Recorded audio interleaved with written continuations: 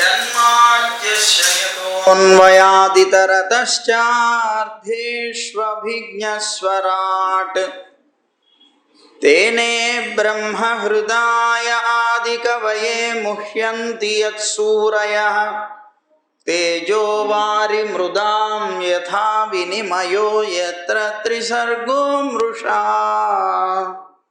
धाम्ना स्वेन सदा निरस्तकुहकं सत्यं परं धीमहि धर्मः प्रोज्झितकैतवोऽत्र परमो निर्मत्सराणां सतां वेद्यं वास्तवमत्र वस्तु शिवदं तापत्रयोन्मूलनम् श्रीमद्भागवते महामुनिकृते किं वा परैरीश्वरः सद्यो हृद्यवरुध्यतेऽत्र कृतिभिः शुश्रूषुभिस्तक्षणात् नारायणं नमस्कृत्य नरं चैव नरोत्तमं देवीं सरस्वतीं व्यासं ततो जयमुदीरयेत्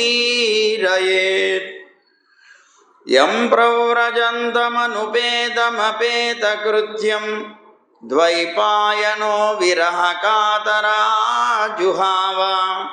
पुत्रेति तन्मयतया तरवोऽभिनेदुः तं सर्वभूतहृदयं मुनिमानतोऽस्मि श्रीमद्भागवतं पुराणतिलकं यद्वैष्णवानां धनं यस्मिन् पारमहंस्यम् एकममलं सत्यं ज्ञानं परं गीयते यत्र ज्ञानविरागभक्तिनैष्कर्म्यमाविष्कृतं निगमकल्पतरोर्गलितं फलं शुकमुखादमृतद्रवसंयुतं पिबत भागवतं रसमालयं मुहुरहो रसिका भुवि भावुकाः ज्ञानानन्दमयं देवं निर्मलस्फटिकाकृतिम् आधारं सर्वविद्यानां हयग्रीवमुपास्महे श्रीरङ्गसिंहगिरिदेशिकपादसेवा प्राप्ताखिल द्रविडवेदरहस्यजातं श्रीगौतमान्वयजमाश्रितभागधेयं गोपालदेशिकमहं शरणं प्रपद्ये संसारसागरे मग्नं दीनं मां करुणानिधे कर्ममोहगृहीताङ्गं मामुद्धर भवार्णवात्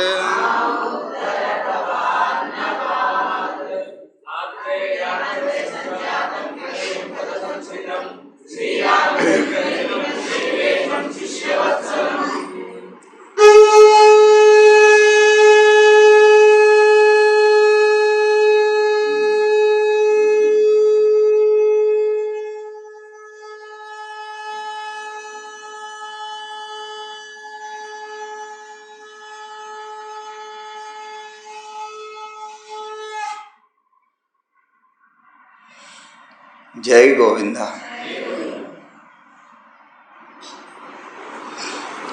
పొద్దున చెప్పుకున్నటువంటి దాంట్లో నారదుడు చిత్రకేతువుకి అనేక రకాలుగా హితాన్ని ఉపదేశం చేశాడు. సంతానం అనేటువంటిది రుణం వల్ల వస్తుందని చెప్పాడు. దానికోసం నువ్వు ఇంత దుఃఖపడవలసినటువంటి అవసరం లేదయా, నీ యొక్క సహజమైనటువంటి తత్వాన్ని మర్చిపోయి నువ్వు ప్రవర్తిస్తున్నావని చెప్పాడు. కానీ అతనికి రుచించలేదు. నాకు వేదాంతం కాదు కావాల్సింది, నువ్వేదైనా చేయగలిగితే నా సంతానాన్ని బతికించమన్నాడు. అప్పుడు నారదుడు అన్నాడు కదా, సరే నీకు ఒక అవకాశం కల్పిస్తాను. నా సంతానం అని దుఃఖపడుతున్నావు కదా నువ్వు. ఏమిటి ఆ అవకాశం అంటే, ఈ శరీరంలో నుంచి వెళ్ళిపోయినటువంటి, నీ పిల్లవాడని చెప్పుకునేటువంటి ఈ శరీరంలో నుంచి వెళ్ళిపోయిన ఆత్మని నేను పిలుస్తాను నా యోగ శక్తితో. ఆత్మని దర్శించడం అందరికీ సాధ్యమయ్యేటువంటి పని కాదు, కానీ నీకు మాత్రం దర్శనం అయ్యేలాగా నేను చేస్తాను. అలా ఉన్నటువంటి ఆ ఆత్మని నువ్వు పిలిచి ఈ శరీరంలోకి చేరమను. ఎప్పుడైతే అతను చేరతాడో నీకు నీ సంతానం కలిగినట్లే, దానివల్ల ఇబ్బంది లేదు, నీకు దుఃఖం ఉండదు కదా అన్నాడు. అబ్బో, ఇంత గొప్ప అవకాశాన్ని నువ్వు కల్పిస్తే నాకు పరిపూర్ణ విశ్వాసం ఉంది. ఏమిటి ఆ పరిపూర్ణ విశ్వాసం అంటే, నా సంతానమైనటువంటి ఆత్మ నువ్వు నాకు ఒక్కసారి కనుక చూపించావంటే దాన్ని నేను తప్పనిసరిగా అడగలను. నన్ను విడిచి ఒక్క క్షణం కూడా అతను ఉండలేడు. నేను ఎలాగైతే అతన్ని విడిచి ఉండలేకపోతున్నానో అతను కూడా నన్ను విడిచి ఉండలేదు, ఇది సత్యం. కనుక నేను పిలుస్తాను, తప్పనిసరిగా అతను వస్తాడు, ఈ శరీరంలో చేరుతాడు అన్నాడు. సరే అలాగే అన్నాడు నారదుడు.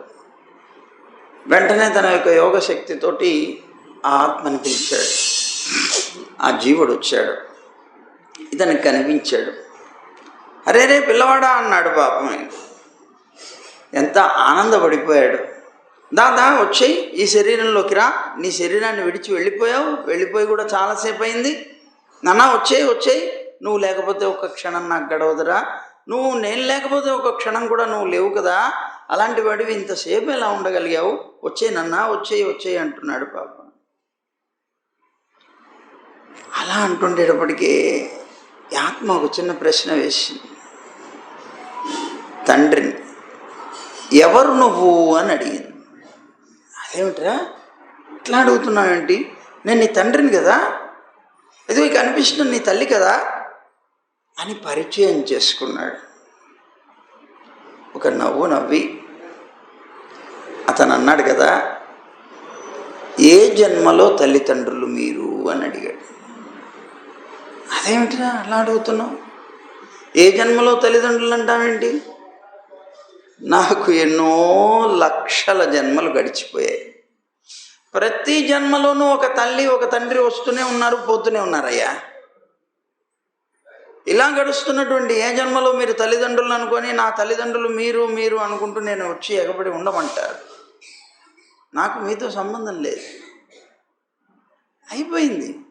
శరీరంలోకి వచ్చాను, నా కర్మఫలం పూర్తయిపోయింది, నా రుణం తీరిపోయిన తర్వాత నేను వెళ్ళిపోయిన తర్వాత నువ్వు నాకు తల్లివి కాదు, తండ్రివి కాదు. నేను 1,00,000 జన్మలు ఎత్తుతూ ఉన్నాను. ఇంక ఇలా అనుకుంటే ప్రతి జన్మలో ఉన్న తల్లిదండ్రులందరినీ నా తల్లిదండ్రులు ఎంతమందిని అనుకోవాలి నేను? రుణం వల్ల వస్తారు, రుణం వల్ల వెళ్ళిపోతారయ్యా, రుణం తీరిపోగానే వెళ్ళిపోతారు, దేనికి సంబంధం లేదు అన్నాడు. బిత్తరపోయాడు తండ్రి. అరే రే, ఈ సంబంధం కోసమేనా నేను నా కొడుకు అనుకుంటూ నేను మొత్తం ఈ రాజ్యానికి నేను చక్రవర్తిని కూడా నా చక్రవర్తిత్వాన్ని కూడా మర్చిపోయి గిలగిలా కొట్టుకొని ఏడిచాను. ఇలాంటి అశాశ్వతమైనటువంటి సంబంధాల కోసం నేను దుఃఖపడుతున్నానని అప్పుడు జ్ఞానోదయం అయింది అతనికి. అలా అనేసి ఆ జీవుడు వెళ్ళిపోయాడు అక్కడి నుంచి. నువ్వు నాకు తల్లిదండ్రులు ఏంటి, పోవయ్యా అన్నాడు.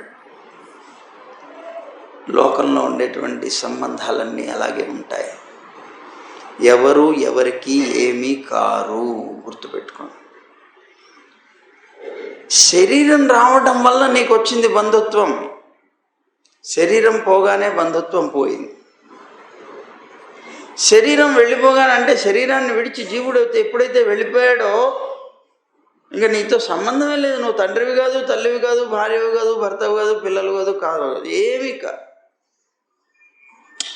నిజం ఒక మాట అడుగుతా మిమ్మల్ని, మీరెవరైనా చెప్పండి, మీకు సంబంధించినటువంటి వాళ్ళు తండ్రో తాతో ఎవరో వెళ్ళిపోయి ఉంటారు కదా. వెళ్ళిపోయిన వాళ్ళు బతికున్నప్పుడు మిమ్మల్ని చాలా ఆప్యాయంగా పెంచి ఉంటారు కదా. మీరు ఒక క్షణం కనిపించకపోతే విలవిల్లాడిపోయేవాళ్ళు కదా. మీరు తినకపోతే వాళ్ళు ఉపవాసాలు ఉండేవాళ్ళు కదా. ఇన్ని రకాలుగా ఉండి మిమ్మల్ని ఎత్తుకొని తిప్పి, మిమ్మల్ని బజార్లు తిరిగి తిప్పి, నీకు కావలసినవన్నీ కొనిపెట్టి, నువ్వు లేకపోతే ఒక క్షణం కూడా గడవకుండా తిరిగినటువంటి తాతో ఎవరో పోయినటువంటి వాళ్ళు మళ్ళీ ఒక్కసారైనా సరే నిన్ను చూడకుండా ఉండలేకపోతున్నాను, ఒక్కసారి చూసిపోదామని వచ్చాను అని వచ్చారా? దాఖలాలు ఏమైనా ఉన్నాయా మీకు కానీ మీకు తెలిసిన వాళ్ళకి కానీ? ఎవరు రారు. ఎందుకు రారు? సంబంధమే లేదు నీతో.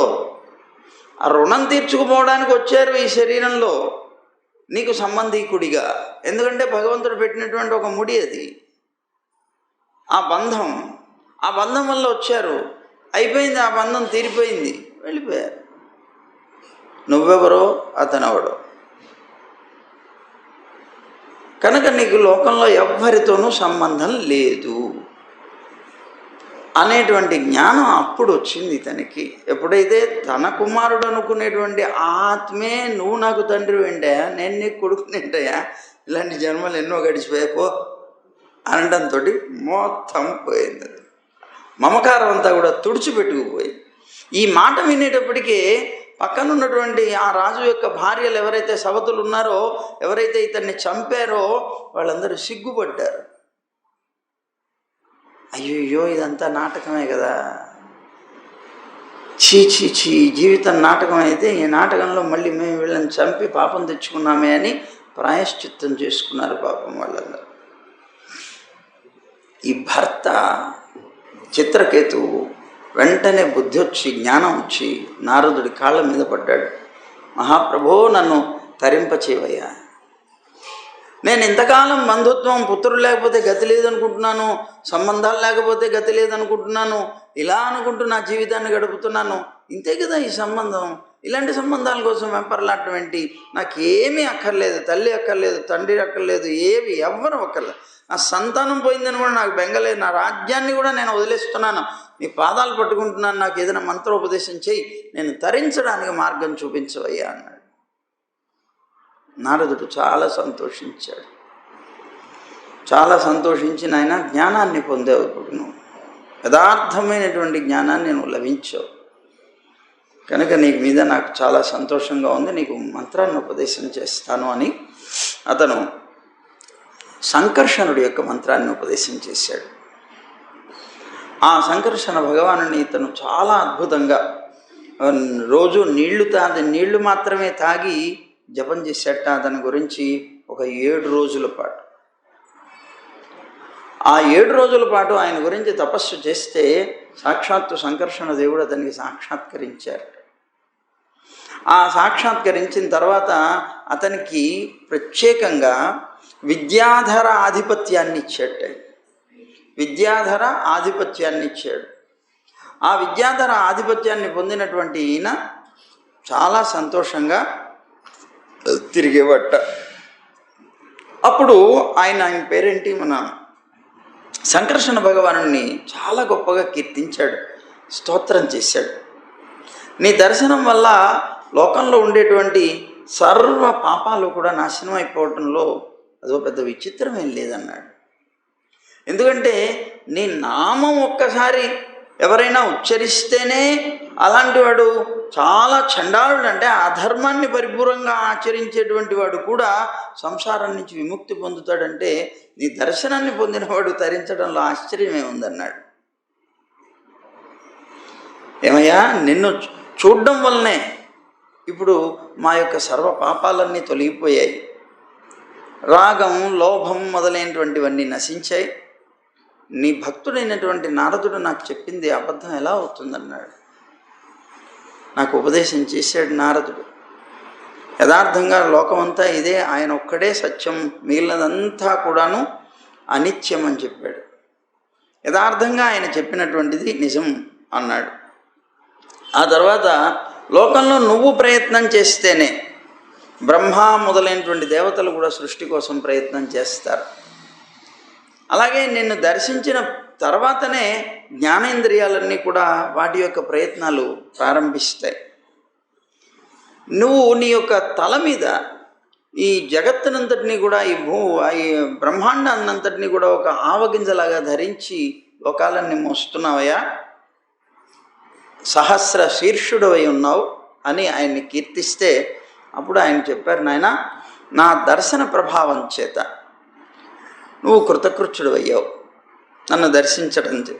అందువల్ల సకలమైనటువంటి జీవకోటికి నేనే ఆత్మని అని గ్రహించు, ఈ జగత్తంతా కూడా నా మీదనే ఆధారపడి ఉంది అని అన్నాడు.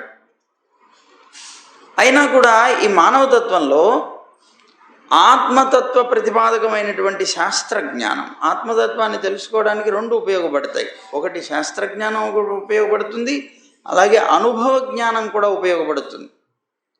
ఈ రెండు కూడాను ఉపయోగపడతాయి కనుక శాస్త్రజ్ఞానంతోనూ లేకపోతే అనుభవ జ్ఞానం ఈ రెండింటితో కూడాను లోకంలో ప్రతివాడు కూడాను ఆత్మతత్వ జ్ఞానాన్ని పొందొచ్చు. అది పుణ్యభూమి యొక్క ప్రాశస్త్యం, గొప్పతనం అన్నాడు. ఈ పుణ్యభూమి అయినటువంటి ఈ భారతవర్షం ఏదైతే ఉందో ఆ భారతవర్షంలో పుట్టినటువంటి ఏ మానవుడైనా సరే తనని తాను తెలుసుకోకుండా బ్రతుకుతున్నాడు మాయ వల్ల. ఎవడైతే అలా తెలుసుకోకుండా బతుకుతాడో అతను మానవ జన్మనెత్తి భారత భూమిలో పుట్టినా కూడా ఆత్మజ్ఞానాన్ని తెలుసుకోలేకపోతే అతనికి ఒక దేవ శరీరం వచ్చిందనుకోండి, దేవతా లోకంలో పుట్టాడు అనుకోండి, దానివల్ల కూడా అతనికి ప్రయోజనం లేదు. అక్కడ అసలు రాదు, వచ్చేదే ఈ భారత భూమిలో. ఈ భారత భూమిలోనే అతను పొందలేకపోయాడంటే దేవ శరీరాలు ఎత్తిన నిష్ప్రయోజనమే అతనికి అన్నాడు. ఈ లోకంలో స్త్రీలు పురుషులు ఇద్దరు కూడాను సుఖప్రాప్తి దుఃఖ నివృత్తి ఈ రెండిటి కోసమే కర్మలు చేస్తూ ఉంటారు, అంతే కదండి. లోకంలో అందరూ గృహస్థులైనటువంటి వ్యక్తులు నిరంతరం ఏది కోరుతుంటారు? సుఖం కావాలి కోరుతుంటారు. మాకు బోరుడి కష్టాలు ఉన్నాయండి అని బోరున ఏడుస్తుంటారు. ఇవి పోగొట్టుకోవడానికే ప్రయత్నం చేస్తుంటారు. వాళ్ళ కామ్యకర్మలు, ఆ కామ్యకర్మలను కోరుకుంటూ ఉండడం వల్లనే దుఃఖ ప్రాప్తి వాళ్ళకి లభిస్తూ ఉంటుందయ్యా. సుఖం కన్నా ఎక్కువ దుఃఖమే కలుగుతుంది. జ్ఞాన విజ్ఞానాల చేత ఎవరైనా సంతుష్టురవ్వగలిగితే అతను నా భక్తుడే అన్నాడు. నువ్వు నా యొక్క ఈ మాటలన్నింటినీ కూడా శ్రద్ధగా కనుక ఆలకించి నువ్వు పాటించగలిగితే నన్ను వెంటనే తొందరగా నువ్వు పొందగలుగుతావు అని అభయం ఇచ్చాడు అని సంకర్షణ భగవానుడు అక్కడి నుంచి అదృశ్యమైపోయాడు. సంకర్షణుడు వెళ్ళినటువంటి మార్గానికి నమస్కారం చేశాడు. ఈయన చిత్రకేతువు అనేక రకాలైనటువంటి విషయాలకి సిద్ధిస్థలమైనటువంటి సుమేరు పర్వత గుహల్లోకి వెళ్ళాడు. అక్కడ విద్యాధర స్త్రీలు ఉన్నారు. ఆ స్త్రీలతోటి హరినామ సంకీర్తనం చేయిస్తూ ఆనందంగా లక్షల కొలది సంవత్సరాలు అక్కడ జీవించాడు. సరే, ఒకసారి ఈ చిత్రకేతువు నారాయణుడి చేత ఇవ్వబడినటువంటి ఒక సువర్ణ విమానం, ఆ సువర్ణమయమైనటువంటి విమానాన్ని ఎక్కి విహరిస్తున్నాడు. అలా విహారం చేస్తున్నటువంటి అతను కైలాసం మీదుగా వెళుతున్నాడు. కైలాసంలో శివుడు పార్వతితో కలిసి ఉన్నాడు. అక్కడ అందరూ ఋషులు కూర్చొని ఉన్నారు, ఒక పెద్ద సభ. ఆ సభలో స్వయంగా శివుడు తన యొక్క తొడ మీద పార్వతీదేవిని కూర్చోబెట్టుకొని ఆలింగనం చేసుకొని ఉన్నాడు అందరి ముందు కూడా. ఇది ఇతను చూశాడు ఆకాశంలో సంచరిస్తూ అతను చూసి వెంటనే అక్కడ ఆగిపోయి ఆ శివుడిని నిందించాడు. ఈయన సాక్షాత్తుగా లోక గురువు. దేహదారులైనటువంటి జీవులు ఎవరైతే ఉన్నారో వాళ్ళందరిలో గొప్పవాడుగా కీర్తింపబడుతున్నాడు. ధర్మాన్నే పలుకుతాడు ఇతను. అయినా కూడా ఈయన చూడండి చేసే చేష్ట ఎలా ఉందో. ఇంతమంది ఋషులైనటువంటి మహానుభావులందరూ ఇక్కడ ఉండగా వారందరూ ఎదురుగా ఈయన పార్వతీదేవిని ఒళ్ళో కూర్చోబెట్టుకొని సరసాలాడటం ఏమిటి అన్నాడు. మహాతపస్వి ఈయన, జటాధారి, బ్రహ్మవాది, సభాపతి కూడా అయిన ఇలాంటి శివుడు లజ్జాహీనుడై ఈ ప్రాకృతమైనటువంటి ఒక మానవుడిలాగా స్త్రీని ఆలింగనం చేసుకొని సభలో కూర్చున్నాడు అని నిందిస్తున్నాడు రకరకాలుగా. కానీ శివుడు మాత్రం ఏం మాట్లాడలేదు, మందహాసం చేస్తున్నాడు, చిన్న నవ్వు నవ్వి ఊరుకున్నాడు. చిత్రకేతు ఇలా మాట్లాడుతుండేటప్పటికే పక్కన ఈయనేమో మాట్లాడలేదు, ఈయన నిశ్శబ్దంగా కూర్చుంటే పక్కన పార్వతీదేవి సహించలేకపోయింది. అరేరేరే, ఒక మూర్ఖుడు, ఒక మానవుడు ఇలా మాట్లాడుతూ ఉంటే మీరేం మాట్లాడరేమిటి, వెంటనే అతన్ని శపించండి అంది. పాప ఊరుకోమన్నాడు. అరవ్. ఆ వచ్చినటువంటి వ్యక్తి వైష్ణవుడు. అతను వైష్ణవుడు యొక్క ప్రభావం నీకు తెలియదు, ఊరుకో అన్నాడు. లేదు లేదు, మీరు ఎట్లాగైనా సరే అతను శపించాల్సిందే అన్నాడు. దేనికి భయపడ్డమ్మా అతనికి భయం లేదు. వినలేదు పాపం పార్వతీదేవి. వినకుండా ఆయన చెప్పినటువంటి మాటలను పక్కన పెట్టేసి, మీరు శపించబోతే నేనైనా శపిస్తాను, ఇంతమంది ముందు నిన్ను అవమానపరిచాడు, సాక్షాత్తు బ్రహ్మాది దేవతలు కూడా నిన్ను అనుసరిస్తూ ఉంటారు కదా, అలాంటి నిన్ను అతను ఇంతమంది ముందు ఇలా దూషిస్తే నేనేలా ఊరుకుంటాను, నీకు భార్యనై, నీకు పతివ్రతనైనటువంటి భార్యని అని వెంటనే ఆవిడ శాపం పెట్టింది. ఏమైనా శాపం పెట్టింది? నువ్వు పాపరూపమైనటువంటి అసుర కులంలో పుడతావు అని, అసుర శరీరాన్ని పొందుతావు, ఎందుకంటే నువ్వు నారాయణుని ఆశ్రయించి బ్రతకడానికి యోగ్యుడివి కాదన్నది. నువ్వు నారాయణ భక్తుడివి, కానీ నారాయణుడి పాదాల విందాల దగ్గర ఉండడానికి యోగ్యుడివి కాదు, ఎందుకంటే శివదూషణ చేశావు. అలాంటి దూషణ వల్ల నువ్వు అసురయోనంలో పుడతావు అని చెప్పి శపించేసి శాపాన్ని విన్నాడు. విన్నటువంటి చిత్రకేతువు నెమ్మదిగా విమానం దిగి కిందకొచ్చి ఆవిడికి నమస్కారం చేశాడు. చేసి, అమ్మా తప్పనిసరిగా నువ్వు ఇచ్చినటువంటి శాపాన్ని నేను శిరస్సు వంచి స్వీకరిస్తున్నానన్నాడు. స్వీకరిస్తున్నానని చెప్పి, దేవైర్మర్త్యాయ యత్ ప్రోక్తం పూర్వదిష్టం హితస్య తత్ అన్నాడు. దేవతలందరూ కూడా మనుష్యులకి వాళ్ళ యొక్క పూర్వకర్మల యొక్క ఫలాలనే కదా ఇస్తారన్నాడు. ఏమో నా పూర్వకర్మ ఫలం ఇలా ఉందేమో, సరే పర్వాలేదు నేను స్వీకరిస్తాను, నాకేం అభ్యంతరం లేదన్నాడు. అయినా కూడా ఈ పూర్వకర్మ ఫలాన్ని బట్టే సుఖం దుఃఖం అనేటువంటివి కలుగుతూ ఉంటాయి. ఈ సంసారం అనేటువంటిది ఈ 3 గుణాల యొక్క ప్రవాహ రూపమే కదమ్మా, సత్వ రజస్తమో గుణాలతో కూడుకున్నదే కదా. అందువల్ల దీంట్లో ఏది శాపమో, ఏది అనుగ్రహమో, ఏది స్వర్గమో, ఏది నరకమో, ఏది దుఃఖాలను కలిగించేదో చెప్పడానికి అవకాశం లేదు. ఎందుకంటే దేనికి ఇక్కడ సత్తా లేదు. ఇవన్నీ అనిత్యమైనటువంటివే. ఈ శాపాలు తాపాలు అన్నీ కూడా అనిత్యమైనటువంటివే.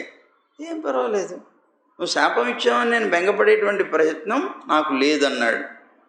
ఎందుకంటే మాయారూపమైనటువంటి అవిద్యకి బంధితుడైనటువంటి వాడు ఇక్కడ ఉన్న జీవుడు. విద్య కలిగితేనే మోక్షం వస్తుంది ఇతనికి, విద్య లేకపోతే మోక్షం అనేటువంటిది లేదు. ఈ శాపాలు లేకపోతే సుఖ దుఃఖాలు, శాపం అంటే దుఃఖమే కదా, మరి అసురయోనిలో పుట్టడం అంటే దుఃఖమే కదా. మరి ఈ దుఃఖం దేనివల్ల వచ్చింది? సత్వరజస్తమో గుణాల వల్లనే కదా. సత్వరజస్తమో గుణాలు దేనికి సంబంధించినవి? ప్రకృతికి సంబంధించినవే కదా. మరి ఈ ప్రకృతి ఏది? శరీరమే కదా. ఈ శరీరం ఉన్నంతకాలం అవి పోవు, ఆ దుఃఖాలు అనుభవించి తీరవలసిందే. దీనికోసం ఏడవలసిన అవసరం ఏంటి? శరీరం ఉన్నంతకాలం అవి వస్తూనే ఉంటాయి, అవి వచ్చినప్పుడు అనుభవించి తీరవలసిందే. ఇవి ఏడుస్తూ కూర్చున్నా ఈ ఏడుపు ఎక్స్ట్రా అవుతుంది అంతే. అనుభవించేటువంటి దుఃఖానికి ఏడుపు ఎక్స్ట్రా అధికమవుతుంది తప్ప ఏం ప్రయోజనం. ఇంకో రకమైన దుఃఖాన్ని మనం కల్పించుకున్నట్లు అవుతుంది అన్నాడు. అనేసి, ఏం పర్వాలేదమ్మా, నిన్ను మాత్రం శాప విమోచనానికి నేనేమీ ప్రార్థించను, నువ్వు దాని గురించి ఆలోచించక్కర్లేదు, నేను వెళ్ళొస్తానన్నాడు. వెంటనే తన యొక్క విమానాన్ని ఎక్కాడు, వెళ్ళిపోయాడు. ఆశ్చర్యపోయారు అక్కడ ఉన్న వాళ్ళందరూ కూడా. ఇదేమిటి, ఇంత పెద్ద రాక్షసు జన్మనే ఎత్తుతూ అది ఇంత శాపం పెడితే ఎవరైనా వచ్చి కాళ్ళ మీద పడతారు? పార్వతీదేవికి విచిత్రం అనిపించింది. పార్వతీదేవి ఆశ్చర్యపోయింది. ఏమిటండి వీడెవడండి ఇంత మూర్ఖుడు అన్నది. బాబు మూర్ఖుడు కాదు, వైష్ణవుడు అన్నాడు. బాబు ఏమిటి కారణం, ఎందుకు ఇలా చేశాడన్నది. అవునమ్మా, నీకు ముందే చెప్పాను వైష్ణవుడి యొక్క ప్రభావాన్ని, నువ్వు వెళ్ళలేదు. నేనేం చేస్తాను దాన్ని. వైష్ణవుడు దేనికి భయపడడు. అతనికి భూలోకమైనా ఒకటే, స్వర్గమైనా ఒకటే, మోక్షమైనా ఒకటే. వీడికి తేడా లేదు. దాన్ని ఎందుకు తేడా లేదు? ఇవన్నీ కూడాను శాశ్వతమైనవి కాదు. ఇక మోక్షం అంటావా? మోక్షం అంటే విడుదలే కదా. ఆ విడుదల ప్రయోజనం ఏమిటి? పరమాత్మని పొందినప్పుడే. కనుక మోక్షం కన్నా కూడా అధికం పరమాత్మని పొందటం అని భావిస్తాడు. కనుక ఆ పరమాత్మని పొందాలి అనుకున్నటువంటి వ్యక్తి వైష్ణవుడు కనుక దేనికి బెంగపడ్డు, మోక్షం కూడా నాకు అక్కర్లేదని వదిలేసేటువంటి తత్వం కలవాడు అన్నాడు అని తాను అంటున్నాడు అన్నమాట. ఈవిడ ఆశ్చర్యపోయి ఆయన్ని గురించి చెప్తూ ఉంటే, నారాయణ పరాహ సర్వేన కుతశ్చన బిభ్యతి స్వర్గాపవర్గ నరకేష్వపి తుల్యార్థదర్శిన అన్నాడు. నారాయణ పరాయణులైనటువంటి మానవులు ఎక్కడా కూడాను భయపడరు. వారు స్వర్గాన్ని, ముక్తిని, నరకాన్ని అన్నింటినీ ఒకే రకంగా చూస్తారన్నాడు. భగవంతుడైనటువంటి వాసుదేవుడి మీద మాత్రమే వాళ్ళకి భక్తి అనేటువంటిది ఉంటుంది. వాళ్ళకి జ్ఞానం, వైరాగ్యం పరిపూర్ణంగా లభించినటువంటి వాళ్ళుగా జీవిస్తారు. ఈ ప్రపంచంలో విశేషంగా ఆశ్రయించదగినటువంటి వస్తువు వాళ్ళకి ఏదీ కూడా లేదు. అలాంటి వాళ్ళు వైష్ణవులంటే అని అక్కడ ఉన్నటువంటి సభాముఖంగా శివుడు ప్రత్యేకంగా ఈ విషయాలన్నీ కూడా చెప్పాట. అందువల్ల చిత్రకేతువు భయపడలేదు. మీ శాపం వస్తే దుఃఖం వస్తుంది కనుక ఆ దుఃఖానికి అందరూ బెంబేలెత్తిపోతారు. వెంటనే వచ్చి నా పాదాలు పట్టుకొని నన్ను శరణాగతి చేస్తాడు. దానివల్ల అతన్ని క్షమించాలనుకున్నది పార్వతీదేవి, కానీ భయపడలేదు, వదిలేసింది. అది వైష్ణవుడి యొక్క గొప్పతనం అన్నాడు. సరే, పార్వతీదేవి శంకరుడు చెప్పినటువంటి వాక్కులన్నీ విన్నది. చాలా ఆశ్చర్యం కలిగినటువంటి ఆ బుద్ధిని వదిలిపెట్టేసింది. ఇంకా చివరికి అతని యొక్క వైష్ణవ లక్షణం ఏమిటి, ఇంకొక లక్షణం ప్రత్యేకంగా అతనిలో ఉన్న లక్షణం ఏమిటి అంటే, అతను కూడా శాపాన్ని ఇవ్వడానికి సమర్థుడే పార్వతీదేవికి. పార్వతీదేవి మళ్ళీ ఇచ్చినప్పుడు ప్రతి శాపాన్ని ఇవ్వగలిగిన సమర్థుడై ఉండి కూడా ఆ శాపాన్ని తల వంచి వినయంగా స్వీకరించి వెళ్ళాడు, కానీ ప్రతి శాపం ఇవ్వలేదు. అదే వైష్ణవుడి యొక్క లక్షణం. వైష్ణవుడు ఎప్పుడూ కూడా తనని నిందించిన వాడిని మళ్ళీ నిందించడు, తాను మౌనంగా ఉంటాడు. అది వైష్ణవ లక్షణం. అదే ఇక్కడ చిత్రకేతువు చేశాడు అని పరీక్షణ్ మహారాజుకి సుఖమహర్షి చెప్పాడు. వైష్ణవుడు కనుక అలా ప్రవర్తించాడయ్యా అన్నాడు. సరే, అయిపోయింది. ఆ తర్వాత శుకుడు అంటున్నాడు కదా, ఈ చిత్రకేతోపాఖ్యానం పూర్తయిపోయింది. ఇతను ఈ విధంగా వెళ్ళాడు. అక్కడ పొందినటువంటి శాపమే ఆ అసురుడిగా పుట్టాలని ఇచ్చినటువంటి ఆ శాపం వల్లనే అతను ఈ త్వష్ట చేసినటువంటి యజ్ఞంలో దక్షిణాగ్ని నుంచి పుట్టినటువంటి వృత్తాసురుడయ్యాడు. అతనే వృత్తాసురుడయ్యాడు. అతను సాక్షాత్తు నారాయణుడి యొక్క భక్తుడు కనుకనే ఈ వృత్తాసురుడు కూడా నారాయణ భక్తుడిగానే తన యొక్క శరీరాన్ని వదిలేశాడు అని చెప్పారనమాట. అది అడిగాడు కదా పరీక్షణ్ మహారాజు, ఏమిటి అంత రాక్షసుడై ఉండి కూడా పరమాత్మ ఎంత భక్తి ఎలా పొందాడు, సాక్షాత్తు పరమాత్మను ఎలా పొందగలిగాడని అడిగాడు కదా, కారణం ఇది అని చెప్పాడనమాట. సరే, తర్వాత సుఖమహర్షి చెప్తున్నారు, నాయన ఇంకా కశ్యపుడి యొక్క భార్యలైనటువంటి అదితి, దితి ఎవరైతే ఉన్నారో వారి యొక్క వంశాలను నీకు వర్ణిస్తాను, జాగ్రత్త వినన్నాడు. అదితికి జన్మించినటువంటి వాళ్ళు 12 మంది పుత్రులు. అందులో 5వ వాడు సవిత అని పేరు కలిగినటువంటి అతని యొక్క భార్య పురుష్ని. అయితే ఆమెకి అతని వల్ల సావిత్రి, వ్యాహృతి, త్రయి అనేటువంటి 3 సంతానం, ఆడ సంతానం కలిగింది, అంటే పుత్రికలు కలిగారు. అలాగే అగ్నిహోత్రం, పశుయాగం, సోమయాగం, చాతుర్మాస్య యాగం, పంచమహాయజ్ఞాలు అనేటువంటి పుత్రులు జన్మించారు. ఇక అదితికి 6వ పుత్రుడు ఉన్నాడు. ఆ పుత్రుడి పేరు భగుడు. ఇతను ఒక ఆదిత్యుడు. ఇతనికి సిద్ధి అనేటువంటి ఒక భార్య ఉన్నది. ఆవిడ వల్ల అతనికి మహిముడు, విభుడు, ప్రభువు అనేటువంటి 3 పుత్రులు కలిగారు. ఆశిష అనేటువంటి ఒక పుత్రిక కూడా వాళ్ళకి సంతానంగా కలిగింది. తర్వాత అదితికి 7వ పుత్రుడు ఉన్నాడు. అతని పేరు ధాత. ఆ ధాతకి కుహువు, శనివాలి, రాక, అనుమతి అనేటువంటి 4 భార్యలు ఉన్నారు. వీళ్ళకి అతని వల్ల క్రమంగా చూస్తే కుహువు అనేటువంటి ఆమెకి సాయంకాలం అని చెప్పబడేటువంటిది సంతానమైంది. శనివాలికి దర్శము అనేటువంటిది, రాక అనేటువంటి ఆమెకి ప్రాతకాలం సంతానమైంది, అనుమతి అనేటువంటి ఆమెకి పూర్ణమాసి అనేటువంటిది సంతానమయ్యారు. ఇలా 4 పుత్రులు వాళ్ళకి ఒక్కొక్కళ్ళకు ఒక్కొక్కళ్ళు చొప్పున కలిగారు. అదితి యొక్క 8వ పుత్రుడున్నాడు. అతని పేరు విధాత అనేటువంటి ఆదిత్యుడతను. అతని భార్య క్రియ. ఆ భార్య వల్ల పురీష అని పేరు కలిగినటువంటి పంచ చిత్యగ్నులు అంటారు. చితి పేర్చేప్పుడు అగ్నులు ఉన్నాయి చూసారా, ఆ చిత్యగ్నులుగా వాళ్ళు జన్మించారు, పుత్రులు కలిగారు. అదితి 9వ పుత్రుడున్నాడు. అతని పేరు వరుణుడు అని. ఆయనకి భార్య చర్షణి అని. ఆమెకి భృగువు సంతానమయ్యాడు. అదేమిటండి, భృగు మహర్షి బ్రహ్మ వల్ల పుట్టాడు కదా అని అంటే, అతను మళ్ళీ ఈమెకి జన్మించాడు. ఆ జన్మని తర్వాత మళ్ళీ అది వదిలి, కనుక ఈమెకి మళ్ళీ జన్మించినటువంటి వాడు అతను భృగువు. తర్వాత వరుణుడి యొక్క వీర్యం చేత వల్మిక నుంచి పుట్టినటువంటి వాడు వాల్మీకి అనేటువంటి ఒక ఋషి.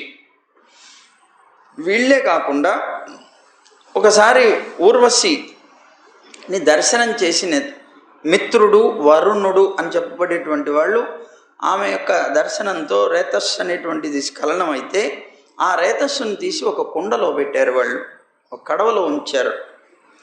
అప్పుడు ఆ కడవల్లో ఇద్దరు కూడాను 2 కడవల్లో ఉంచితే ఒక్కొక్క కడవ నుంచి ఒక్కొక్కరు పుట్టారు. దాంట్లో అగస్త్యుడు, వశిష్ఠుడు ఇద్దరు కూడా పుట్టారు. సరే, అదితి యొక్క 10వ పుత్రుడు మిత్రుడు అని చెప్పాం కదా, అతనికి రేవతి అనేటువంటి భార్య ఉన్నది.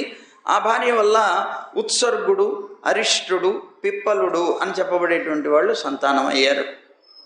ఇక అదితికి 11వ పుత్రుడు ఉన్నాడు. అతను స్వర్గానికి ప్రభు అయినటువంటి ఇంద్రుడు. ఈయనకి పౌలోమి అనేటువంటి ఒక భార్య ఉన్నది. ఆ భార్య వల్ల జయంతుడు, వృషభుడు, మీఢుడు అనేటువంటి 3 సంతానంగా ఉన్నారు, కుమారులు. సరే, అలాగే ఈ అదితికి ఇంకొక సంతానం సాక్షాత్తు పరమాత్మే. ఆయన వామనుడుగా అవతరించినటువంటి వాడు. ఆయనకి ఉపేంద్రుడు అని పేరు వచ్చింది. ఆయనకి ఉరుక్రముడు అని కూడా పేరుంది. ఆ వామనుడికి కీర్తి అనేటువంటి భార్య ఉన్నది. ఆ కీర్తి అనేటువంటి పత్ని వల్ల బృహత్శోకుడు అనేటువంటి ఒక కుమారుడు కూడా ఉదయించాడు. ఈ బృహత్శోకుడికి సౌభగాది పుత్రులు జన్మించారు అన్నాడు. ఈ ఉరుక్రముడే 3 లోకాలని కొలిచినటువంటి త్రివిక్రముడయ్యా అని చెప్పాడు. ఇప్పటిదాకా మనం ఈ ఉరుక్రముడికి భార్య ఉన్నది, పిల్లలు ఉన్నారనే విషయం తెలియదు. ఆయన ఈ అవతారం అయిపోయిన తర్వాత మధువనానికి వెళ్ళి తపస్సు చేసుకున్నాడు అని విన్నారు. కానీ ఇప్పుడు ఇదిగో పరీక్షణ్ మహారాజుకి సుఖ మహర్షి చెప్తున్నారు. తర్వాత ఇక కశ్యపుడి వల్ల దితికి కలిగినటువంటి సంతానాన్ని గురించి చెప్తున్నా. అదితికి సంబంధించినటువంటి సంతానం, అదితికి కలిగినటువంటి సంతానం ఆదిత్యులయ్యారు. దితికి కలిగినటువంటి సంతానం దైత్యులయ్యారు. కనుక వీళ్ళందరూ దైతేయులు అని చెప్పబడ్డారు, దితికి సంబంధించిన వాళ్ళు. ఆ వాళ్ళ యొక్క వంశం అంతా కూడా నీకు వివరిస్తాను. ఈ వంశంలో కూడా పరమ భాగవతోత్తములైనటువంటి వారు 2 జన్మించారు. అందులో ఒకరు ప్రహ్లాదుడు, బలి, 2 కూడా ఉన్నారయ్యా అన్నాడు. సరే, మొదట దితికి హిరణ్యాక్షుడు, హిరణ్యకశిపుడు అనేటువంటి 2 సంతానం కలిగారు అని మనం 3వ స్కందంలో చెప్పుకున్నాం. ఆ హిరణ్యకశిపుడు యొక్క భార్య జంబాసురుడు అనేటువంటి ఒక అసురుడు ఉన్నాడు. అతని యొక్క పుత్రిక అయినటువంటి కయాధు అనేటువంటి ఆమె ఉన్నది. ఆవిడ్ని వివాహం చేసుకున్నాడు ఇతను. ఆవిడ వల్ల కలిగారు సంతానం 4. సంహ్రాదుడు, అనుహ్రాదుడు, రాదుడు, ప్రహ్లాదుడు అని భాగవతం.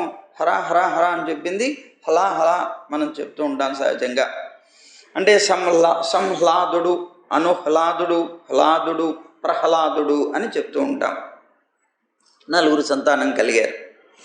అలాగే సింహిక అనేటువంటి ఒక పుత్రిక కూడా వాళ్ళకి జన్మించింది. ఈ సింహిక తన భర్త అయినటువంటి విప్రచిత్రుడు అనేటువంటి విప్రచిత్తుని యొక్క భార్యగా అయ్యి, అదిగో అతని వల్ల ఆమెకి రాహు అనేటువంటి ఒక గ్రహం సంతానంగా కలిగిందని ఇంతకు ముందు కూడా మనం చెప్పుకున్నాం. ఆ రాహు నారాయణుడి యొక్క సుదర్శన చక్రం చేత శిరస్సు ఖండింపబడ్డాడని చెప్పుకున్నాం.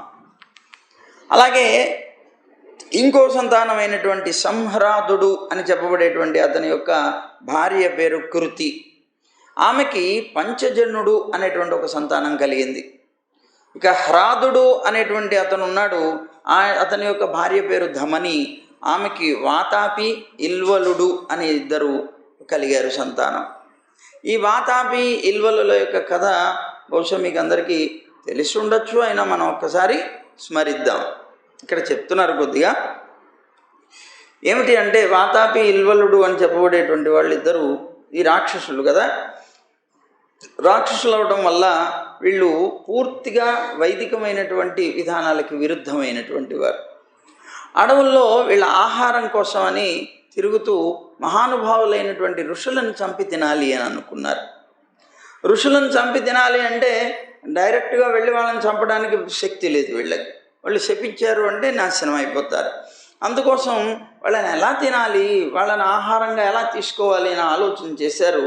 ఆలోచన చేస్తే వీళ్ళిద్దరికీ కొద్దిగా రాక్షసులు కనుక మాయలు ఉన్నాయి. ఈ మాయలు ఉండడం చేత వాడు 2 అన్నదమ్ములు అనుకున్నారు. ఏమి లేదు దాంట్లో. మన ఇంట్లో ఏదో ఒక తిరువధ్యయనం జరుగుతున్నట్లుగా మనం వాళ్ళని భోక్తలుగా పిలుద్దాం.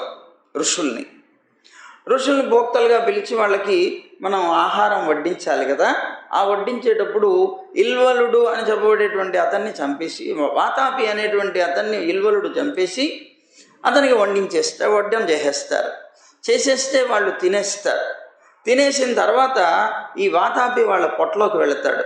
ఇల్వలుడు వాతాపి అని పిలుస్తాడు. పిలవగానే టక్కన పొట్ట చీల్చేసుకొని వాళ్ళు వస్తారు. వాళ్ళు చచ్చిపోతారు. వాళ్ళని వీళ్ళు ఆహారంగా తీసుకుంటారు. ఇలాగా ఒక పన్నాగం పన్ని పాపం ఆ ఋషుల దగ్గరికి వెళ్ళి మా ఇంట్లో భోక్తగా రండి అని ఆహ్వానిస్తే ఒక బ్రాహ్మణ వేషంలో వాళ్ళు పాపం అక్కడికి వచ్చేవారు. వాళ్ళు అలాగే చేసేవారు. ఈ విధంగా ఋషులందరూ కూడాను తగ్గిపోతున్నారు, చనిపోతున్నారు. ఎలా అయిపోతున్నారో అందరికీ అర్థం కావటం లేదు. ఇలా నడుస్తున్నటువంటి రోజుల్లో అక్కడికి అగస్త్యుడు వచ్చాడు. అగస్త్య మహర్షి వస్తే ఆయన్ని ప్రార్థించారు వీళ్ళు. ఏమని?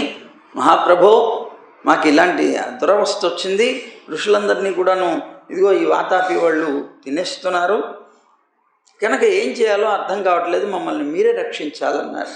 సరే, అగస్త్యుడు అన్నాడు, ఏం పర్వాలేదు, ఈసారి వాళ్ళు ఎవరైనా వస్తే భోక్తగా నేను వెళ్తాను, నన్ను పంపియండి అన్నారు. సరే అన్నారు. సరే, ఈ అగస్త్య మహర్షి వాళ్ళు ఎవరో వస్తే అదిగో మాకన్నా ఎక్కువ భోక్త ఎప్పుడు కూడా ఎక్కువ తినగలవాడు కావాలి కదా, కడుపు నిండా తినగలిగేటువంటి వ్యక్తి ఈయన ఉన్నారు, ఈయన్ని తీసుకెళ్ళమన్నాడు. సరే అన్నారు. అగస్త్య మహర్షిని ఆహ్వానించారు, తీసుకువెళ్ళారు. ఎప్పుడులాగానే ఈ వాతాపిని వండి అతనికి పెట్టారు. చక్కగా తిన్నాడు. అతను కడుపు నిండా తినేసాడు. అంతా అయిపోయిన తర్వాత ఇల్వలుడుండి వాతాపి వాతాపి అని పిలుస్తున్నాడు. ఇంకెక్కడి వాతాపయ్య అన్నాడు. ఇంకెక్కడి వాతాపయ్య, జీర్ణం జీర్ణం వాతాపి జీర్ణం అని పొట్ట రుద్దుకున్నాడు. ఫినిష్ అయిపోయింది. అందుకే పిల్లలకు కూడా అన్నం పెట్టి ఏమంటారు, పొట్ట రుద్దుతూ జీర్ణం జీర్ణం వాతాపి జీర్ణం అంటారు. అదిగో అనుకున్నాడు పాపం, జీర్ణం జీర్ణం వాతాపి జీర్ణం, ఇక్కడ వాతాపయ్య ఎప్పుడో పోయాడు బొమ్మన్నాడు. దాంతో వెర్రివాడైపోయాడు ఇతను. అరే, అరిగిపోయాడు కరిగిపోయాడు, నేను కూడా చంపేస్తాడు అనుకొని పారిపోయాడు. అతన్ని కూడా చంపేశారు, అయిపోయింది. మొత్తం మీద ఈ వాతాపి ఇల్వల్ అనేటువంటి వాళ్ళు ఈ హ్రాదుడు అని చెప్పబడేటువంటి అతని యొక్క హిరణ్యకశిపుడి యొక్క మనవలు అన్నమాట. ఆయన హ్రాదుడు అనేవాడు కొడుకు అయితే హిరణ్యకశిపుడికి తన మనవలు వీళ్ళిద్దరు. సరే, ఈ విధంగా అయిన తర్వాత అనుహ్రాదుడు అని చెప్పబడేటువంటి ఆయన ఉన్నాడు. అతని యొక్క భార్య పేరు సూర్య. ఆమెకి భాస్కలుడు మహిషుడు అనేటువంటి ఇద్దరు సంతానం ఉన్నారు. ఇక ప్రహ్లాదుడికి విరోచనుడు అనేటువంటి ఒక పుత్రుడు ఉన్నాడు. ఆ విరోచనుడి యొక్క భార్య దేవి, ఆమెకి బలి అనేటువంటి ఒక సంతానం. బలి ఇప్పుడు మనం అనుకున్నటువంటి బలి చక్రవర్తి అన్నమాట. ఆ బలికి వివాహం అయింది అశన అనేటువంటిది అతని యొక్క భార్య.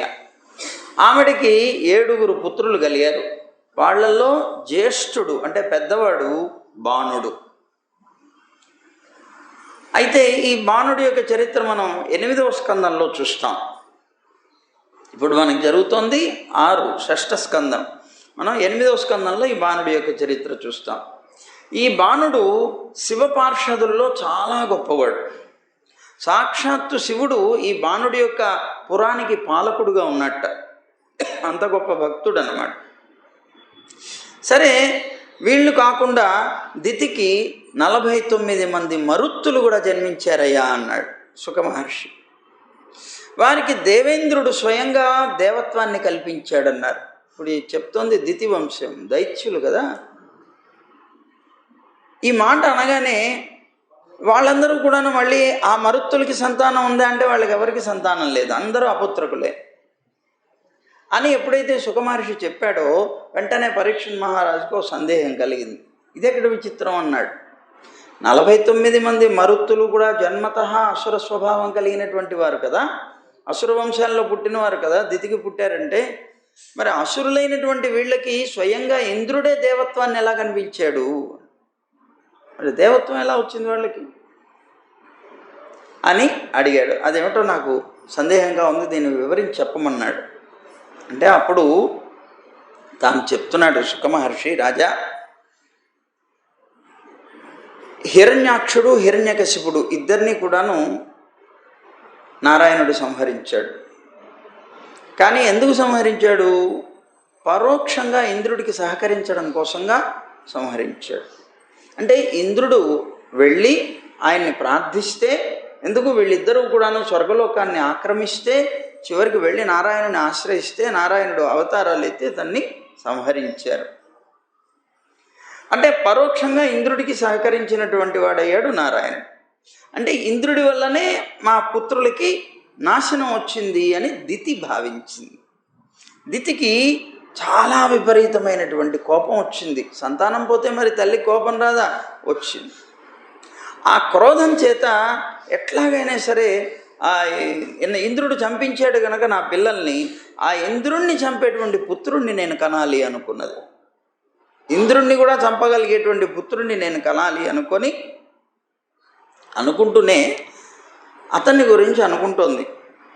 లోకంలో అధీశ్వరులైనటువంటి వాళ్ళు, రాజులైనటువంటి వాళ్ళు, ఇలా ఉన్నటువంటి వ్యక్తులు వాళ్ళ యొక్క ఎంతో భోగాలు అనుభవించిన రాజ్యాలు ఎన్నెన్ని రకాలుగానో కూడగొట్టుకున్నా వాడు ఏదో ఒకనాడు చనిపోవలసిందే కదా.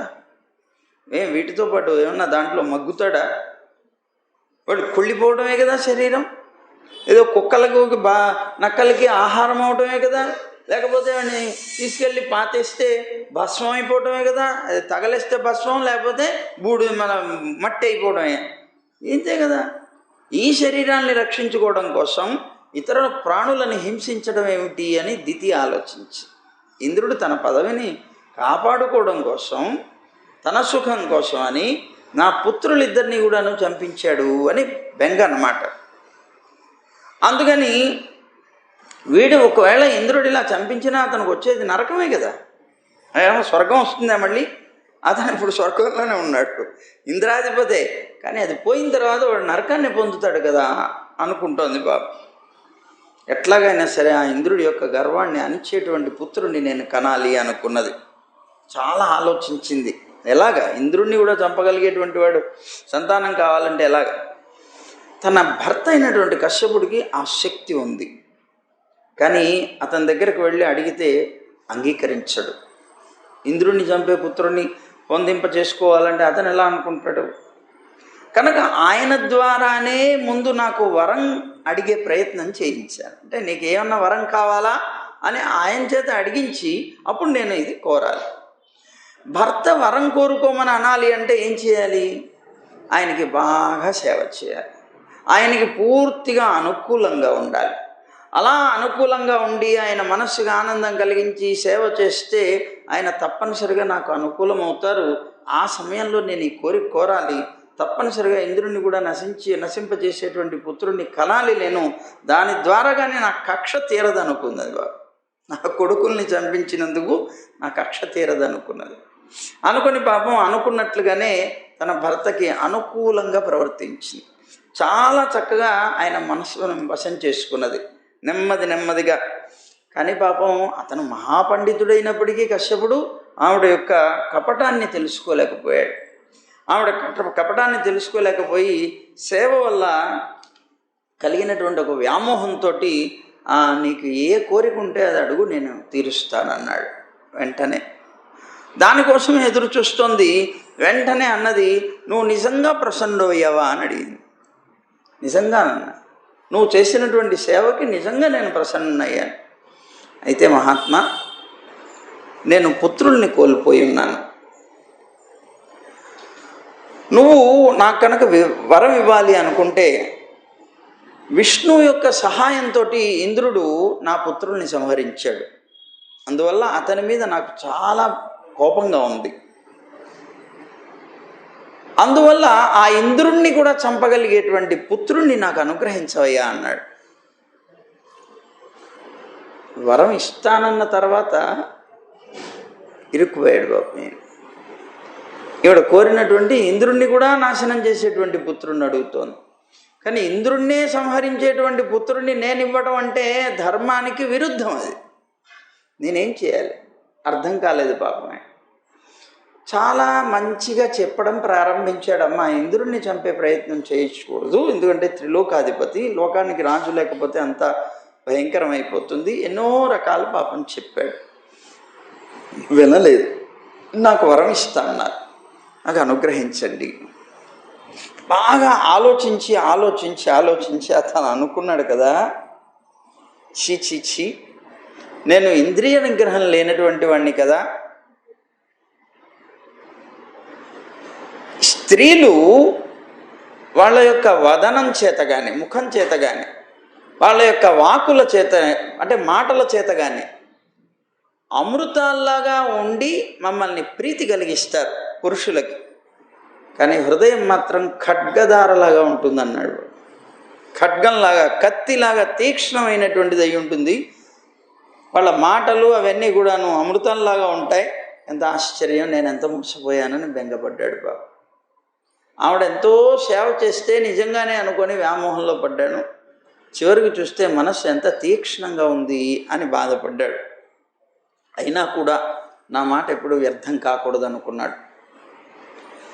ఇంద్ర నష్టం జరగకూడదు, నా మాట వ్యర్థం కాకూడదు, ఇంద్రుడికి నష్టము కలగకూడదు. ఏం చెయ్యాలి అని ఆలోచించాడు. ఆలోచిస్తే అప్పుడు ఆయనకి తట్టింది ఒకటి, వైష్ణవ వ్రతం ఒకటి తట్టింది. వెంటనే ఆ వైష్ణవ వ్రతాన్ని ఉపదేశం చేస్తాను చేసి, దీనివల్ల ఈ వ్రతాన్ని కనుక నువ్వు ఆచరిస్తే నీకు ఇంద్రుడిని సంహరించగలిగేటువంటి ఇంద్ర శత్రువు పుడతాడు. కానీ చేసేటువంటి వ్రతంలో లోపం వస్తే మాత్రం ఇంద్రుడికి అనుకూలమైనటువంటి పుత్రుడు పుడతాడు అన్నాడు. అమ్మా నువ్వు చెయ్యి, చాలా గొప్పది ఇది, చేయమన్నాడు. ఈ వ్రతం పేరేంటి?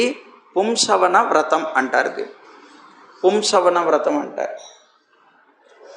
సరే, ఈ పుంసవన వ్రతాన్ని ఉపదేశం చేశాడు. అంతా విన్నది. అంతా అయిపోయిన తర్వాత ఆవిడ అన్నది కదా, ఎంతకాలం ఇది ఆచరించాలి? 1 సంవత్సర కాలం ఆచరించాలి.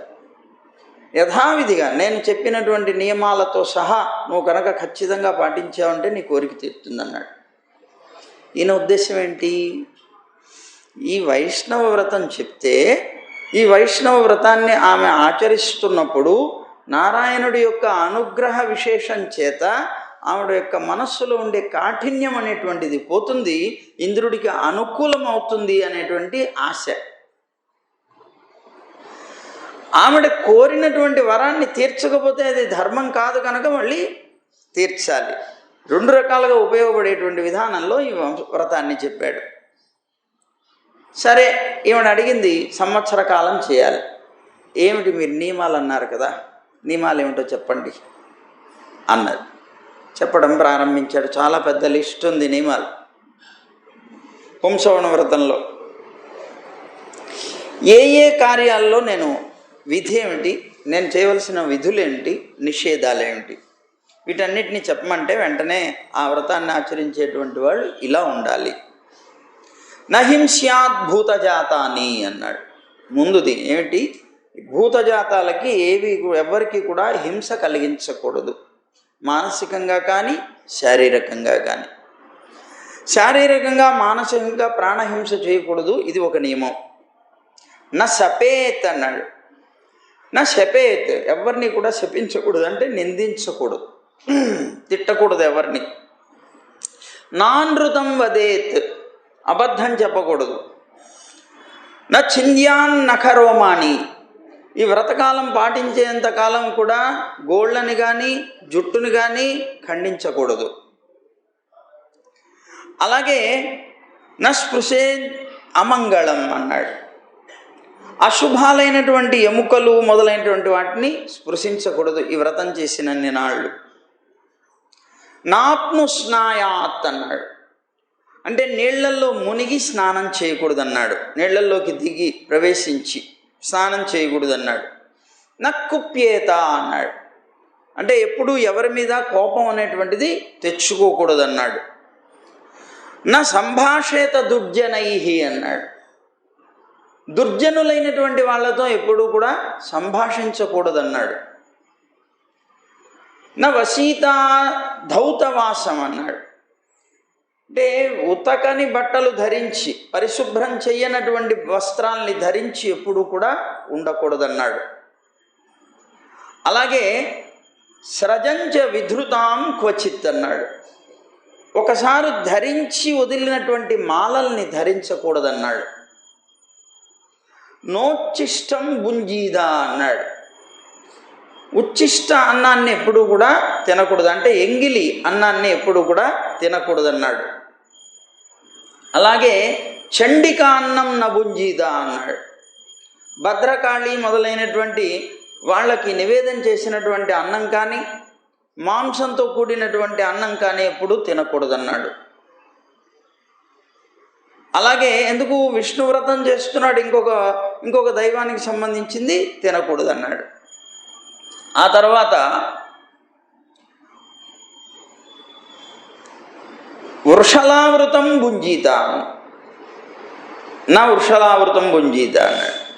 అంటే ఏంటి, రజస్వల చేత చూడబడినటువంటి అన్నం కానీ అపరిశుభ్రంగా ఉండేటువంటి అన్నం కానీ అపరిశుభ్రంగా ఉండే వ్యక్తుల చేత చేయబడినటువంటి అన్నం కానీ తినకూడదన్నాడు. పిబేన్నాంజలినాత్వపహ అన్నాడు. అంటే దోషిలితో నీటిని తాగకూడదన్నాడు. నోచ్చిష్టా స్పృష్ట సలిలం అన్నాడు. ఎంగిలి నోటితో జలాన్ని ఆచమించకూడదన్నాడు. ఎంగిలి నోటితో ఆచమనం చేయకూడదన్నమాట. ఇవన్నీ అందరికీ ఉపయోగపడేవే, వ్రతం చేయక్కర్లేదు దీనికోసం. నా సంధ్యాయాం ముక్తమూర్ధజ అన్నాడు. సంధ్యాకాలంలో జుట్టు విరబోసుకొని ఎప్పుడూ కూడా ఉండకూడదు అన్నాడు. సరే, నా అనర్చిత అన్నాడు. అలంకరించుకొనకుండా ఎప్పుడూ ఉండకూడదన్నాడు. సంయత వాక్ అన్నాడు. వాక్కుని నిగ్రహించుకొని ఉండాలి అన్నాడు. నిగ్రహించుకోకుండా ఉండకూడదు. అలాగే నా సంవీత బహిశ్చరేత్ అన్నాడు. సర్వ అవయవాల్ని కూడాను వస్త్రం చేత కప్పుకోకుండా ఎప్పుడూ బయటకి తిరగకూడదన్నాడు. నా ధౌత పాదానశయీత అన్నాడు. పాదాలని కడుక్కోకుండా ఎప్పుడూ నిద్రించకూడదన్నాడు. పాదాలు కడుక్కునే నిద్రించాలి, కానీ తుడుచుకొని పడుకోవాలి. నా ప్రయతాశయీత అన్నాడు. శుచిత్వాన్ని తప్పి నిద్రించకూడదన్నాడు. శుచిగానే నిద్రపోవాలి, శుచిత్వాన్ని తప్పి నిద్రించకూడదన్నాడు. నార్ధపాదాశయీత అన్నాడు. తడికాళ్లతో ఎప్పుడు పడుకోకూడదు అన్నాడు. నా ఉదక్షిరాశయీత, ఉత్తర దిక్కుగా తలపెట్టి నిద్రించకూడదన్నాడు. నా పరాంశయీత, పశ్చిమ దిక్కుగా తలపెట్టి నిద్రించకూడదన్నాడు. నాణ్యై శయీత, ఇతర స్త్రీలతో ఎప్పుడూ కూడా నిద్రించకూడదన్నాడు. నా నగ్నాశయీత, వస్త్రాలు లేకుండా ఎప్పుడూ నిద్రించకూడదన్నాడు. నచ సంధ్యయో శయీత అన్నాడు. ప్రాతకాలంలో కానీ సాయంత్రం కాలంలో కానీ వచ్చేటువంటి సంధ్యా సమయాల్లో ఎప్పుడూ నిద్రపోకూడదు అన్నాడు. ఈ నియమాలన్నీ చెప్పి, ఈ నియమాలతో పాటుగా ఉతికినటువంటి వస్త్రాలని ఎప్పుడు కూడా పవిత్రమైనటువంటి వస్త్రాలుగా ధరించాలి. అలాగే పవిత్ర ద్రవ్యాలు ఉన్నాయి కొన్ని, హరిద్ర అంటే మన పసుపు కానీ చందనం కానీ ఇలాంటి మంగళ ద్రవ్యాలు ఏవైతే ఉన్నాయో వాటితో కూడి నువ్వు ఉండాలి ఎప్పుడు కూడా. అలాగే పగటిపూట భోజనానికి ముందుగా గోవుల్ని, విప్రుల్ని, బ్రాహ్మణుల్ని, లక్ష్మిని, నారాయణుణ్ణి పూజించాలి. ఇంకా అలాగే నీ భర్త అయినటువంటి వారిని, అలాగే ముత్తైదువుల్ని, వీళ్ళందరినీ కూడా అర్చించాలి. ఇలా ఒక సంవత్సర కాలం నువ్వు గనక పుంసవన వ్రతం అని చెప్పబడేటువంటిది ఆచరిస్తే, దోషరహితంగా నువ్వు గనక ఆచరిస్తే ఇంద్ర సంహారకుడు పుడతాడు.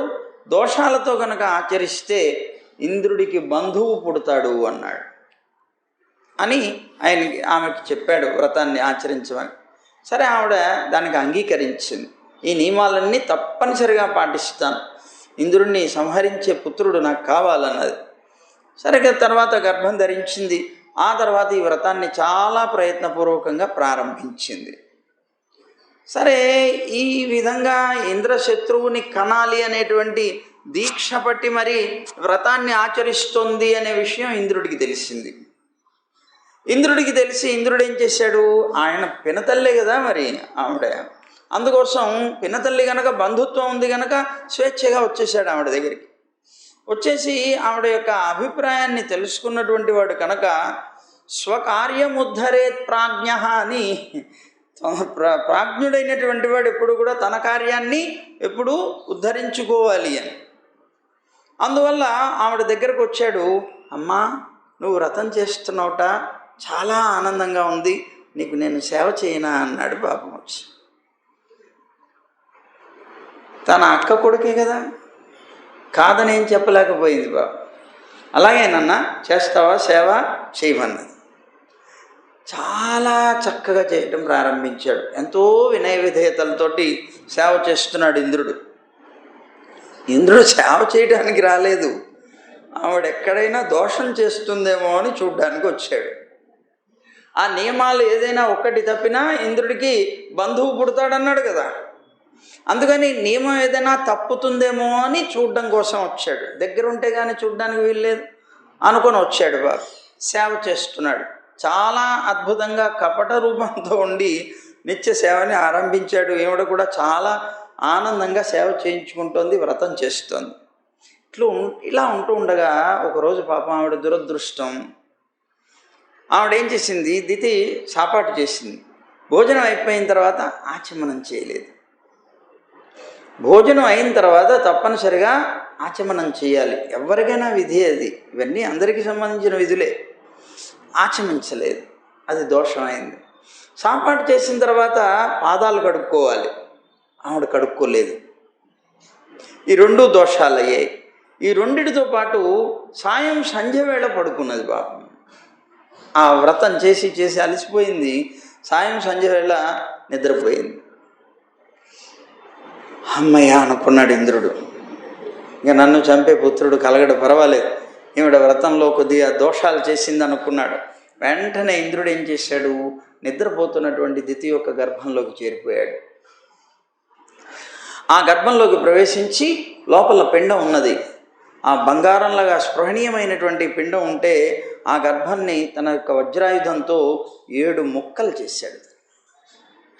లోపలికి వెళ్ళి పిండాన్ని 7 ముక్కలుగా నరికేశాడు. నరికేస్తే పెద్దగా ఏడుస్తున్నారు వీళ్ళు. ఈ పిండం ఆ రూపం, ఆ పిల్లలుగా ఉన్నటువంటి వీళ్ళు ఏడుస్తున్నారు పెద్దగా. ఏడుస్తుంటే మారుదా మారుదా అన్నాడు. మారుదా, ఏడవకండి ఏడవకండి ఏడవకండి అంటున్నాడు ఇతను. ఏడవకండి ఏడవకండి అంటున్నాడు, మారుదా అన్నాడు కనుక వాళ్ళు మారుతులు అయ్యారు. మరుత్తులు అని వచ్చింది వాళ్ళకి. సరే, మొత్తం మీద ఇట్లా ఖండించినటువంటి తాను మళ్ళీ ఒక్కొక్క ముక్కని 7 భాగాలు చేశాడు. మొత్తం 49 ముక్కలుగా ఖండాలు చేశాడు. అలా చేసిన తర్వాత అప్పుడు వెంటనే వీళ్ళందరూ కూడా, ఈ ఉన్న వాళ్ళందరూ పిల్లలై వీళ్ళందరూ గట్టిగా మొత్తుకున్నారు, ఇంద్రా ఇంద్రా, మేము మరుద్గణాలమయ్యా, నీకు సోదరులమయ్యా, నన్ను రక్షించవయ్యా అంటూ ప్రారంభించాడు. ఆహా, అయితే మాకు బంధువే అన్నమాట, మీరు శత్రువులు కాదన్నమాట. అయితే నేను ఇంకా మిమ్మల్ని చంపేదే ఉంది, వెళ్ళిపోతున్నాను అన్నాడు. కానీ పరీక్షితుకు మా సందేహం కలిగింది.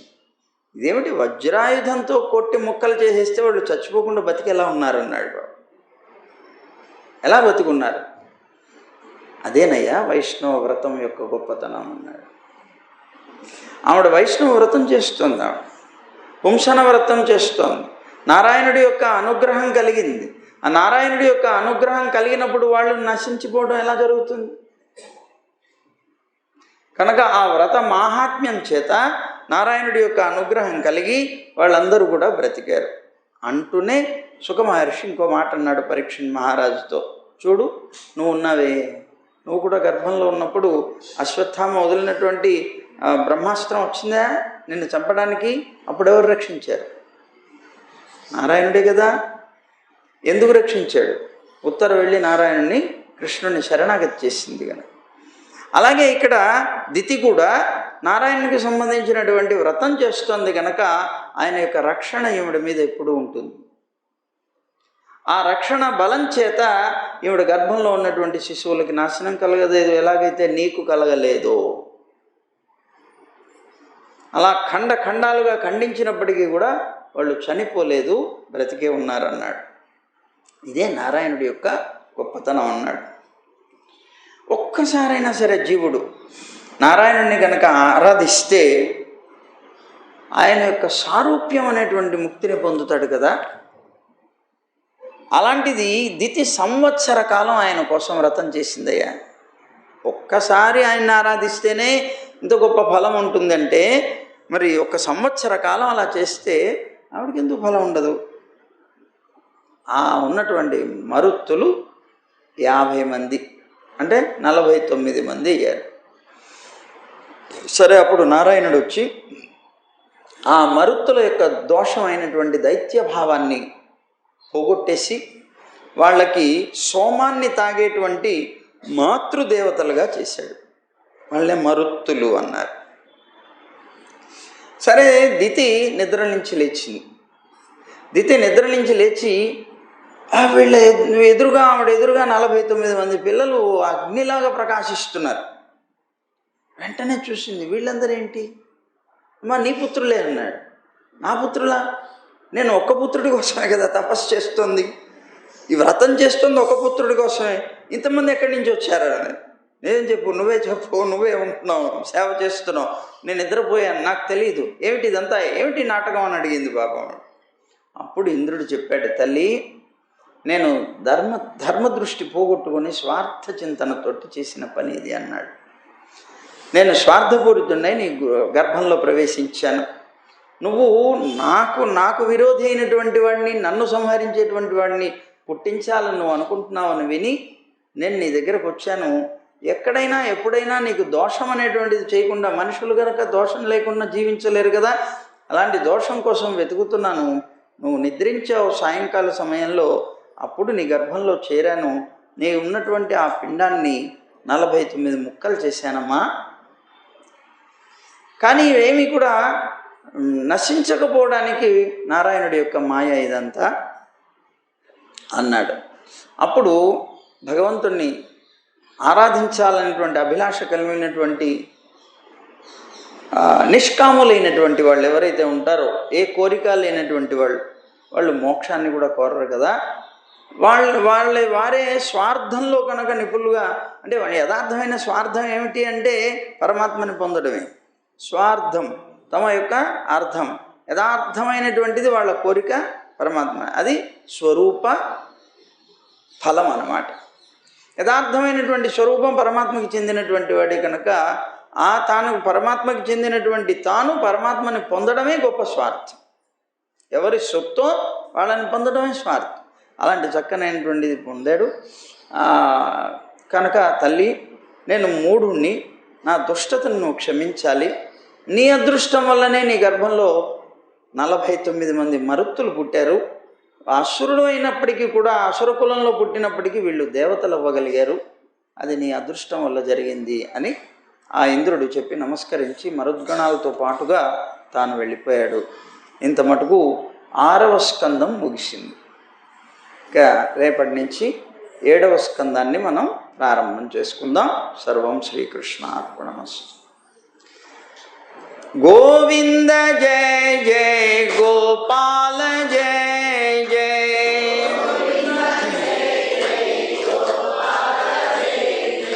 రాధారమణ హరి గోవింద జయ జయ,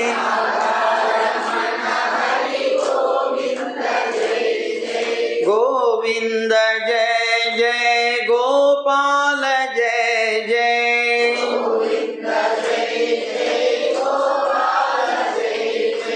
రాధారమణ హరి గోవింద జయ జయ,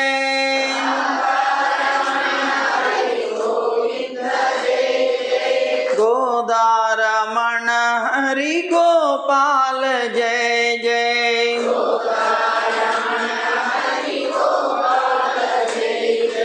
గోవింద గోవింద గోవింద జయ జయ,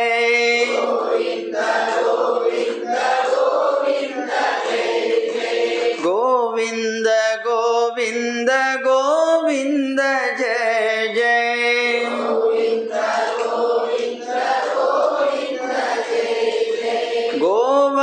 గోవర్ధనోద్ధార గోవింద జయ జయ,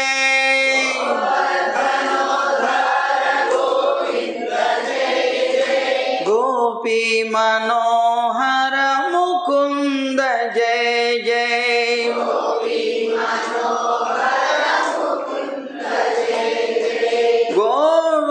గోవర్ధనోద్ధార గోవింద జయ జయ,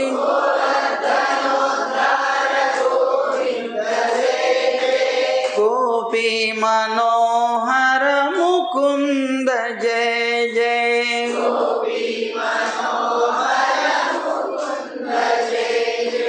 గోవింద జయ జయ గోపాల జయ జయ,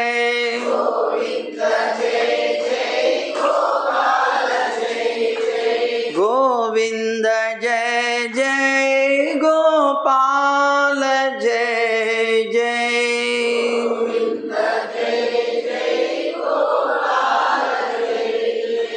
జై గోవింద, జై జై గోవింద, జై జై జై గోవింద, జై శ్రీమన్నారాయణ, జై జై శ్రీమన్నారాయణ, జై జై జై శ్రీమన్నారాయణ. సర్వం శ్రీకృష్ణార్పణమస్తు.